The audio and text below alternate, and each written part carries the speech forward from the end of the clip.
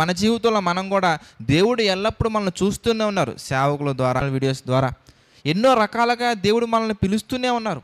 మరి మనం ఇప్పటికైనా కానీ దేవుడిని చూసి మనలో ఉన్నటువంటి లోపాలను, బలహీనతలు ఆయనకి తెలియజేసి వాటిని బలంగా ఎలా మార్చుకోవాలి, మనం ఎలా ప్రతి ఒక్క పరిస్థితుల్లో నిలకడగా నిలబడాలి అని ఆలోచన కలిగి ప్రార్థనాపూర్వకంగా ఆయన అడిగినట్లయితే దేవుడు చెబుతున్నటువంటి మాట, మీలో ఎవరికైనా జ్ఞానము కొదువుగా ఉన్న యెడల నన్ను అడగవలెను.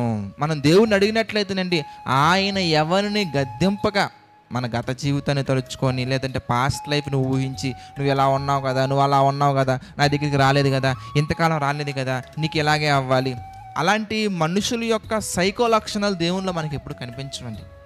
ఆయన యొద్దకు మనం వచ్చినట్టు వెంటనే ఆయన చెబుతున్నటువంటి మాట, నా యొద్దకు వచ్చు అని నేను ఎన్నటికీ త్రోసివేయవాడను కాను. ఆయన ఎప్పటికీ త్రోసివేసే వ్యక్తి కాదండి. మనం వెళ్ళి ఆయన అడగగలగాలి, మనం ఆయనతో మాట్లాడగలగాలి, ఆయన మనసు గ్రహించగలగాలి, ఆయన ఏం చెప్తున్నారో వినగలగాలి, విని అంగీకరించగలగాలి, అంగీకరించి క్రియలలో పెట్టగలగాలి. అలా మనం చేయగలిగితే ప్రియులారా, సమస్య మన దగ్గర నుంచి పారిపోయేలా చేస్తారు తప్ప మనం సమస్యను చూసి తిరిగి పారిపోయేలాగా ఎప్పుడు ఆయన చేయరు. అలా చేసిన దాఖలాలు బైబిల్లో మనకి ఎప్పుడు కనిపించవు.